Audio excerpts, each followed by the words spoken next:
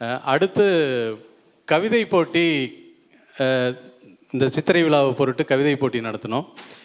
கவிதை போட்டியோட தலைப்பு தாயின் கருணை அப்படின்னு சொல்லிட்டு, சமீபத்தில் மியான்மரில் நடந்த நிலநடுக்கம், பூகம்பத்தின் போது ஒரு மருத்துவமனையில் வேலை செஞ்சிகிட்டு இருக்கிற செவிலியர்கள், நர்சஸ், அந்த நியூபார்ன் பேபிஸை அந்த பூகம்பத்தின் போது அவங்க தப்பிச்சு போகணும்னு நினைக்காம அந்த குழந்தைங்களை காப்பாற்றினாங்க.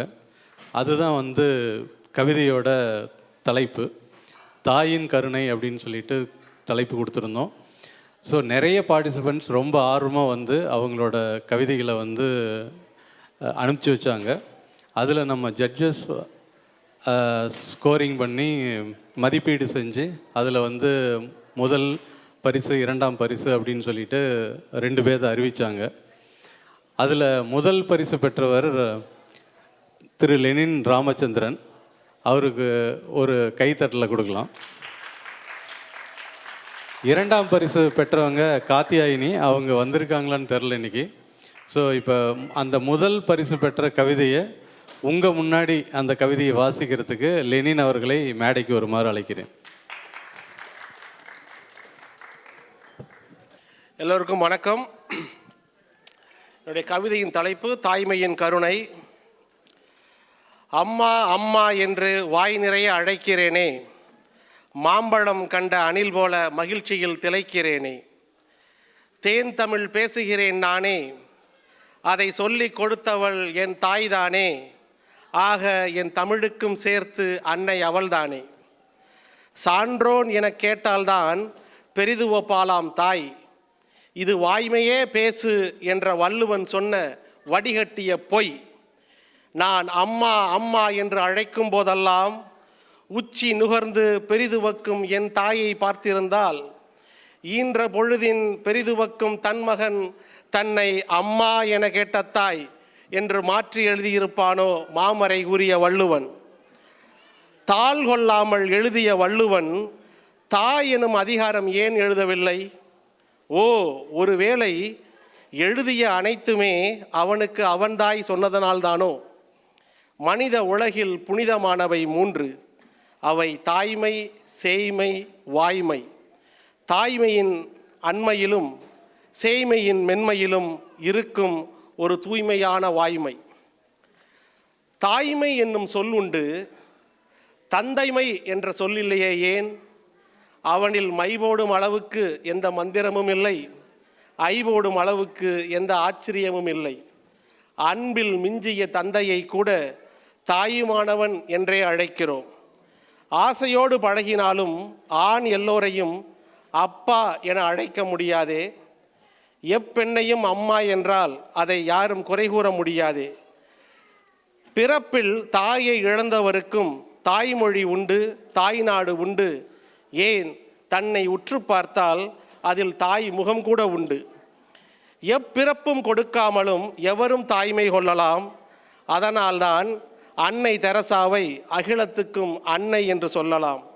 தாய்மை என்பது உடலியல் இல்லை, அது மனவியல் விரிந்த வானமே எல்லை. அன்பு, அர்ப்பணிப்பு, அரவணைப்பு அனைத்தும் கொண்டது தாய்மை. பேரதிர்வுக்கு பிறகு பிறந்த இந்த அண்டவெளியில் பேரமைதி தருவது பிறவி தந்த தாயை கண்டபொழுதில். மொழியை தாய் என்கிறோம், நாட்டை தாய் என்கிறோம், நதியை தாய் என்கிறோம், இவை தாங்கும் பூமியையும் தாய் என்கிறோம். நிலமெங்கும் நதிகள் திசை மாறலாம், திசையெங்கும் மொழியின் அசை மாறலாம், இசை பொங்கும் நீரின் நிலை மாறலாம். ஆனால் தாய் நிலத்தின் தன்னிலை மாறலாமா? அனைவரையும் தாங்கும் பூமி தாயே, நீ குலுங்கி சிரிப்பதும் குமுறி சிலிர்ப்பதும் நல்லதல்ல. சில்லன மழலைகள் சிரித்ததை பார்த்து நீயும் உடல் குலுங்க சிரித்தாயோ?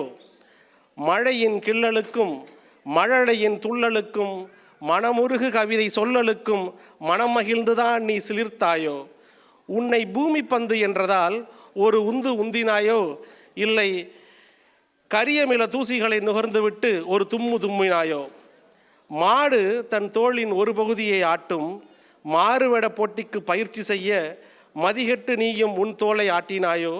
இல்லை சதி போட்டு உன் மேல் தோலை அசைத்தாயோ?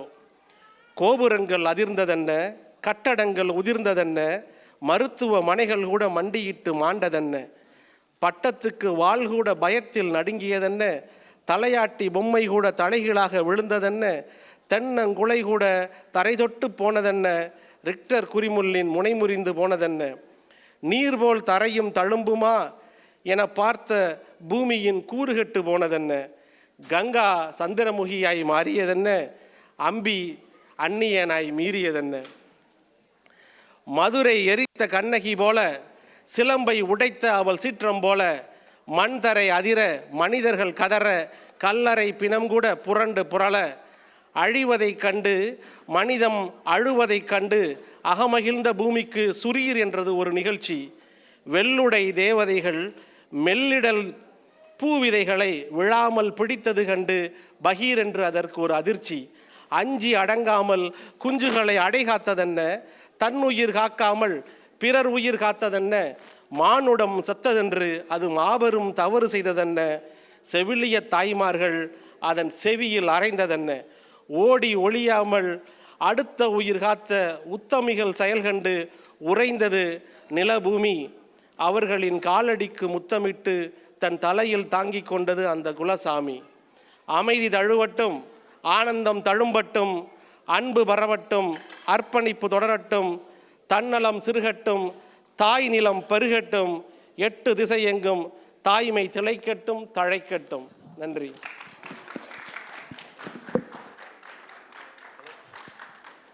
ஹலோ, நன்றி லெனின். ரொம்ப அருமையான கவிதை. உங்களுக்கு எல்லாமே கவிதை பிடிச்சிருக்குன்னு நினைக்கிறேன். கவிதை நீங்கள் எல்லாத்துக்கும் பிடிச்சிருந்ததுன்னா இன்னொரு தடவை பலமாக கைத்தட்டல் கொடுக்கலாம் லெனினுக்கு. நன்றி நன்றி. ஸோ அடுத்த 2ஆம் பரிசு பெற்ற கவிதை வந்து கேத்தியாயினி ராஜா சிங். இன்றைக்கி அவங்க கேத்தியாயினி வர முடியல. ஸோ அதனால் அந்த கவிதையை வந்து உங்களுக்காக வந்து ராஜா சிங் கவிதையை வாசிக்கிறாரு. ராஜா சிங்கை கவிதை வாசிக்க மேடைக்கு அழைக்கிறேன். வணக்கம். வணக்கம்.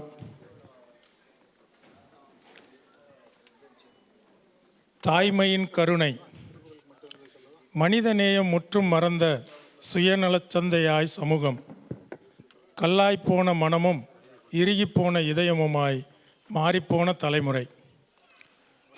பொறுமையில் இவளினும் பெரியவள் இல்லையென, பொறுமையில் இவளினும் பெரியவள் இலையென புலவர்கள் போற்றிய அப்பூமாதேவியே பொறுக்க முடியாமல் பெருங்கோபம் கொண்டாள். அழுகையும் ஆத்திரமுமாய் அவள் ஆடிய உக்கிர தாண்டவம் உலகையே குலுக்கியது.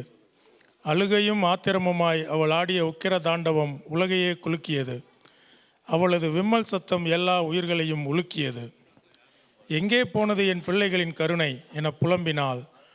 அவள் அழுகையின் அதிர்வுகளால் அகண்ட நிலம் மிக நடுங்கியது. காலின் கீழ் தரை தள்ளாட பெருமரமும் வேரோடு வீழ, உயிர் பயத்தில் சகல உயிரினமும் ஒடுங்கி நடுங்கிய நேரம். காலின் கீழ் தரை தள்ளாட பெருமரமும் வேரோடு வீழ, உயிர் பயத்தில் சகல உயிரினமும் ஒடுங்கி நடுங்கிய நேரம். ஆனால் 2 ஜோடி கரங்கள் மட்டும் தள்ளாடிய தொட்டிலில் தவித்த பச்சிலம் சிசுக்களை விரைந்து எடுத்து பரிந்து அணைத்தன. ஆனால் 2 ஜோடி கரங்கள் மட்டும் தள்ளாடிய தொட்டிலில் தவித்த பச்சிலம் சிசுக்களை விரைந்து எடுத்து பரிந்து அணைத்தன. பேரிடரும் பதற்றமுமாய் இருண்டு கொண்டிருந்த அறை, மின்சாரம் இல்லை, ஆங்கொரு மெழுகுவர்த்தியும் இல்லை. ஆனாலும் கருணை ஒளிவிட்டன அவர்தம் கண்கள். பேரிடரும் பதற்றமுமாய் இருண்டு கொண்டிருந்த அறை, மின்சாரம் இல்லை, ஆங்கொரு மெழுகுவர்த்தியும் இல்லை. ஆனாலும் கருணை ஒளிவிட்டன அவர்தம் கண்கள். நிலம் நடுங்கிய நொடியும் நிலையாய் நின்றன அச்செவிலியரின் மனங்கள். மண்ணும் மரணமும் நெருங்கிய போதும் மருளாமல் மனிதம் மொழிந்தன அவர்தம் கரங்கள். நெகிழ்ந்தது நிலம் மட்டுமல்ல செவிலியரின் நெஞ்சமும் தான். நெகிழ்ந்தது நிலம் மட்டுமல்ல செவிலியரின் நெஞ்சமும் தான். தன்னுயிரினும் மேலாய் சிறாரின் இன்னுயிர் பேணி மண்ணுயிர் காத்தனர் அம்மானுட தேவதைகள். தள்ளாடி விழும் தருணத்திலும் தாய்மை சுரந்த இச்செயலால் தாழ்ந்தது பூமி தாயின் கோபம். தள்ளாடி விழும் தருணத்திலும் தாய்மை சுரந்த இச்செயலால் தாழ்ந்தது பூமித்தாயின் கோபம். மரண வாயிலுக்கு மத்தியில் மானுடமும் மெய்க்கருணையும் மலர்ந்த காரணத்தால் செந்தணலான அவள் மனம் மீண்டும் மெல்லத் தாய்மை பூசியது. இறுதியில் இவ்வெள்ளுடை தேவதையரின் தன்னலமற்ற கருணைதான் தாய் பூமியின் கண்ணீர் துடைத்தது, தள்ளாடிய நிலமும் தணிந்தது. இறுதியில் இவ்வெள்ளுடை தேவதையரின் தன்னலமற்ற கருணைதான் தாய் பூமியின் கண்ணீர் துடைத்தது, தள்ளாடிய நிலமும் தணிந்தது. நன்றி.